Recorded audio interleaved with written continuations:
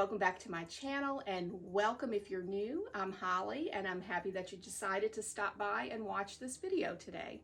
So today we're sharing a retro collaboration, and what we're going to do is share nostalgic type recipes. So it could be anything from our childhood, anything our parents made, anyone in our family made. It could be a recipe that was inspired by someone else. Anything like that that's nostalgic to us. And for me, I've already done several recipes that were like from my childhood and my husband's childhood. So I decided just to kind of go a different route, even though my mom and my sisters did inspire me to cook, as well as Julia Child did growing up. That's kind of where I got my, I think, love to want to cook, watching her on TV, like at 5 or 6 years old. So I just enjoyed that. I don't know why. I was young, but enjoyed it. So for me, I decided to go a different route and do a recipe or two from this Southern Living, Our Best Recipes cookbook. And if you know me or have seen a few of my videos, I like to collect vintage cookbooks. And this is saying a lot for vintage because this is 1970, the cookbook, and I was born in 1970. So I just thought it would be a neat little nostalgic thing for me to make something from the year I was born. So that's what I'm gonna do from this cookbook. And I really enjoy some of the recipes that are in here. So I'm probably gonna share maybe some of these also in future videos. So maybe be on the lookout for that. But that's what I'm gonna do for this one. And I just thought that would be nostalgic for me. And I'm gonna show you what it is I made for this collaboration. I hope that you enjoy the video, and if any of you were born in 1970 or in the 70s, I hope this might bring back some maybe memories that you may have had growing up. It is being hosted by Tiffany at Small Town 6, and I know you will love her channel as much as I do. She has great content, lots of budget-friendly content there. She does grocery hauls and what I cooked for dinner type videos. Great recipes that she shares because they are budget friendly, and even her, like I said, her grocery hauls are budget friendly. So please be sure to check that out. Also check out the playlist down below of all my YouTube friends who are making some delicious meals for this. So check out their nostalgic type retro recipes as well in the description box below. Now I'm going to show you what it is I made for this retro collaboration, and I hope that you enjoy the video. But if you're interested in this type of book, this is a Southern Living, Our Best Recipes, First Collector's volume. So I think this was their first cookbook that they made because Southern Living, their magazine came out in 1966, I believe. And then I think this book came out in 1970 of all the recipes that they had collected along the years. So this one I bought years ago, so you can probably find it. This was the first time I saw one with the First Collector's volume. They have some that are a little newer, so I was lucky to get the first edition one, which was, like I said, copyright 1970. So really nice book. If you like vintage cookbooks, this might be one to search for on Etsy or eBay, something like that. So this had, I wanted to just kind of show one of the pictures. I think it might be this one. That can't get much more retro. I just thought that's just such a neat picture to show of the 70s.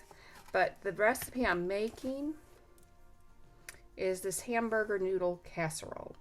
So very simple and easy ingredients and just very simple to make. I feel like casseroles were a big thing in the 70s and one of those, you know, iconic type recipes to make.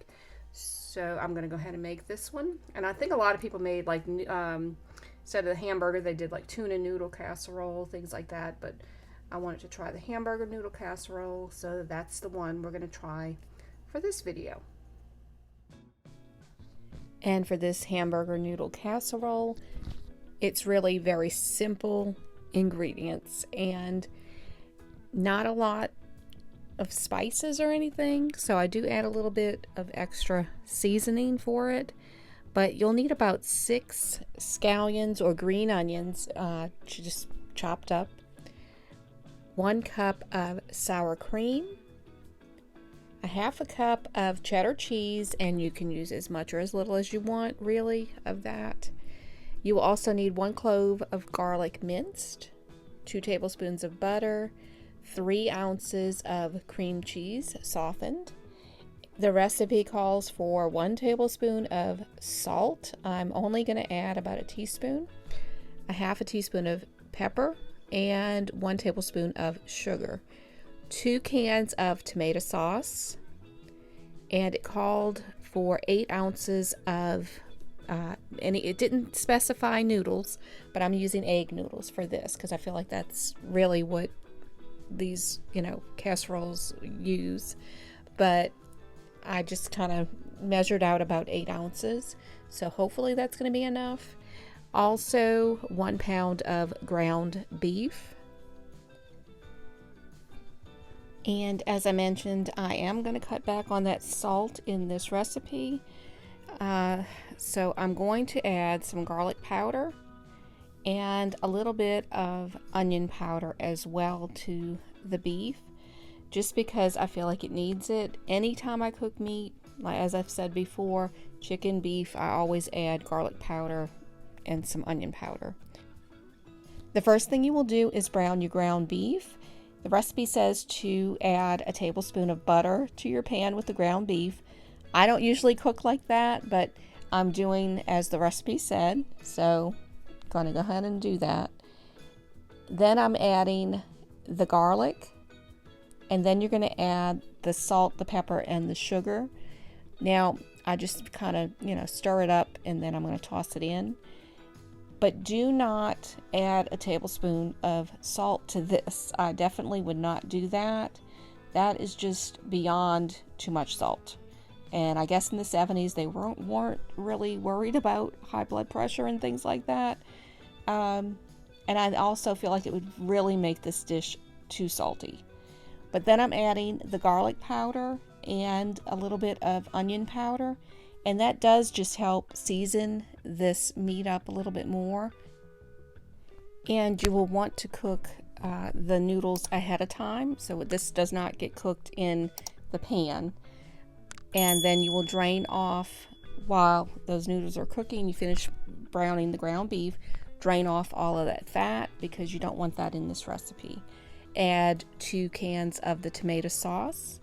Then you will stir this and let this simmer for about 20 minutes on low and just let that cook down. Now we will take the cream cheese that you've softened, which sometimes it doesn't quite get very, very soft, but you take that with the sour cream and then just add that together, and then you want to stir this all till everything is mixed in. And you're probably not going to get a very smooth consistency. I just never find, with that cream cheese, sometimes it just doesn't work, but that's okay. It all tastes the same. But add the green onions, and at first I thought maybe this is just too much, too many onions, and I love green onions. So I just kept adding, and when I got to the end, I felt like, okay, it probably was definitely the right amount, so 6 scallions, green onions. And then I sprayed a casserole dish, and I'm going to add the noodles first and just kind of layer the bottom, cover the bottom. And this can be tricky. You add a third of this, so you're going to do this 3 times. So the first layer, and then you do 2 more layers. But it takes a little bit of doing. I took a spoon and just kind of spread it across. It's not going to be perfect, and it's not going to be completely covered. You just want to kind of get a layer of that cream cheese mixture onto the noodles. So just do the best you can. And I would have just mixed it all together, but then I'm going to have to do it again. And I didn't want to do, dirty up another bowl. So I'm just kind of spreading it on the best I can. Then add the meat mixture on top. And once you have that, just continue to layer again with the noodles. And then you will also do the sour cream and everything again with the cream cheese. And just like I said, do the best that you can. It doesn't have to be perfect, just so you get a layer on there. And then put the meat mixture over that.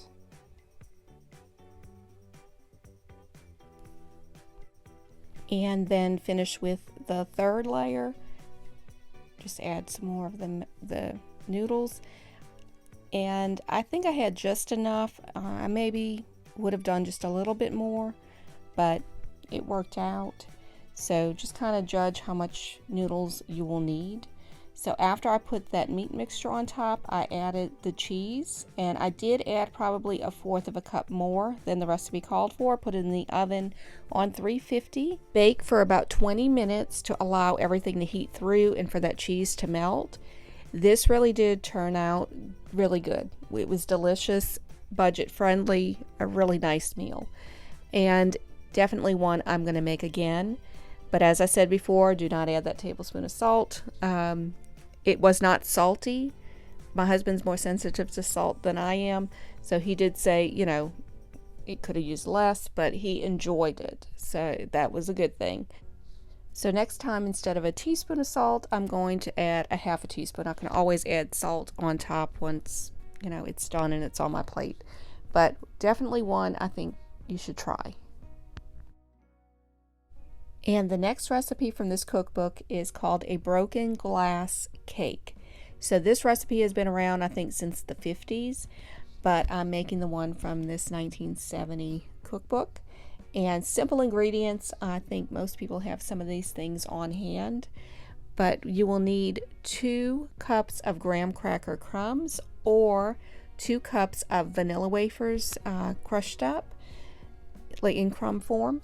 But I like the graham cracker crumbs for these type of recipes. And you will also need 1/2 cup of sugar, granulated sugar. And I actually have them mixed up here, but you should have 1/2 cup of granulated sugar, 1 stick of butter.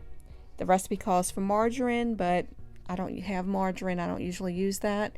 So I'm using butter instead. And as I said, that's what's going to be made. Those 3 ingredients will be for the crust. Then you will need 3 of your favorite Jello flavors. And you also want 3 different colors. And the box should be a 3-ounce box. So not the larger boxes that they have. So 3 ounces, 3 different flavors, and 3 different colors.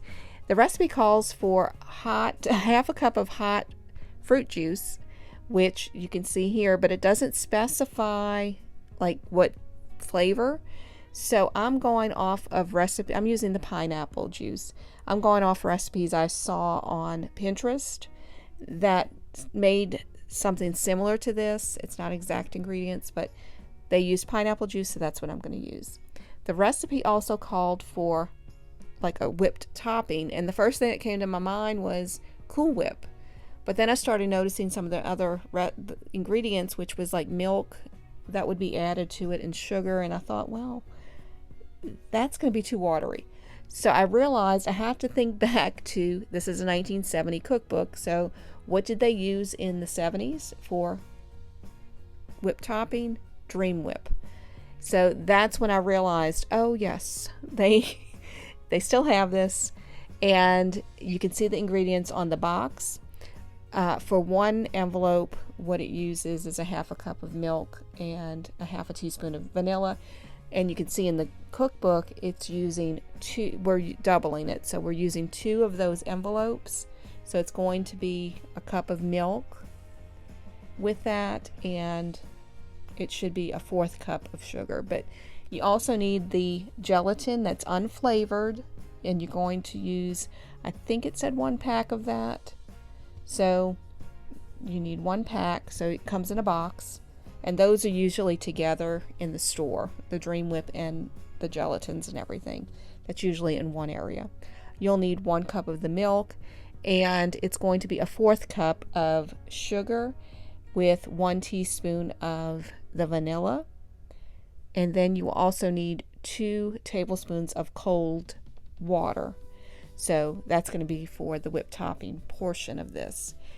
You're going to do is make your Jello. So I wanted to just show you real quick.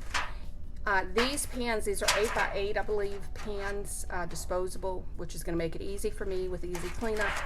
But they're shallow enough, and I think they're big enough for this. So I'm going to just follow the directions on the box. So make your Jello just like you normally would, with 1 cup of boiling water and 1 cup of cold water. So you're just going to make it just as you would normally. So do that for all 3 of these Jellos, okay? And put those into a shallow dish, or like I said, these little pans work great. This is 8x8, or use what you have. But then you're going to put this in the refrigerator. It says overnight, so that's what I'm going to do. And this is the Jello colors that I made. So now I'm going to cut those into like small cubes, if you can see that. And I'm going to put these back in the refrigerator while I get everything else done. But first I'm going to mix up the crumbs. And it called for 2 cups, but I am using 1 3/4 cup. And you put the rest on the side for later. But add your sugar to this and then just mix it up. I like to mix that together first, then I add the melted butter, and you're going to mix that up until you get a crumb mixture to put into a 9x13-inch pan. And I did not spray it or anything, and I was still able to get it out, so that would be up to you if you want to spray it.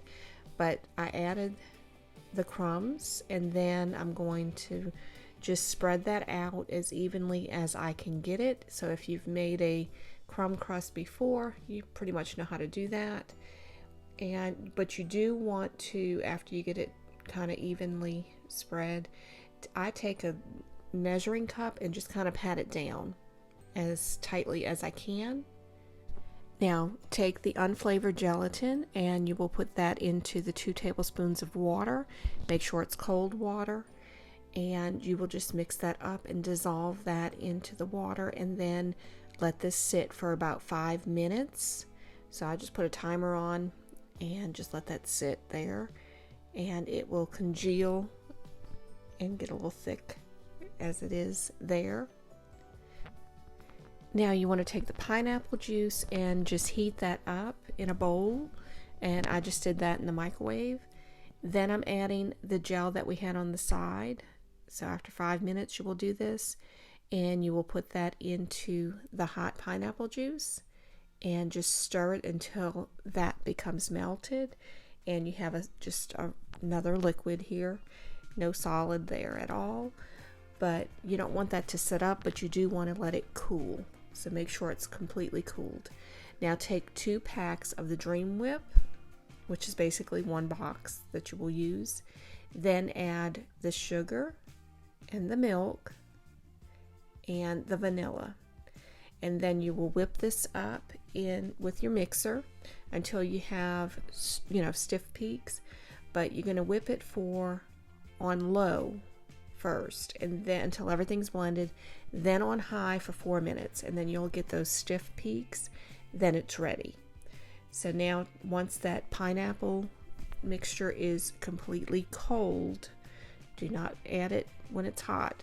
You will just mix all of that in and then start adding some of the Jello, and I add one color at a time. So, and I don't add all of it at one time, but you do want to kind of mix the colors like this. That way you don't just, have one solid color. And you will fold that in. You don't want to break up the Jello, so just fold it in and just continue to add the Jello and fold it in. So I did that about 3 times.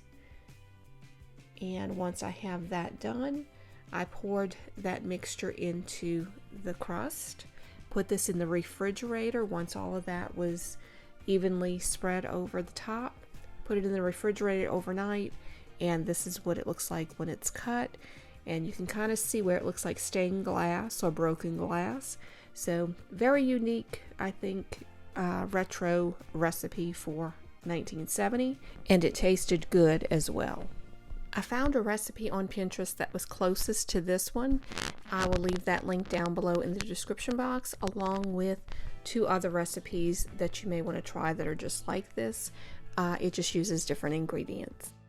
Please don't forget to check the playlist down below along with Tiffany's channel. And I hope that you enjoyed this video of these retro recipes. And if you enjoyed it, please give it a thumbs up. And if you're interested in seeing more like it, please click that subscribe button and the notification bell. That will notify you when I post new videos. Hope everyone has a blessed day. God bless y'all.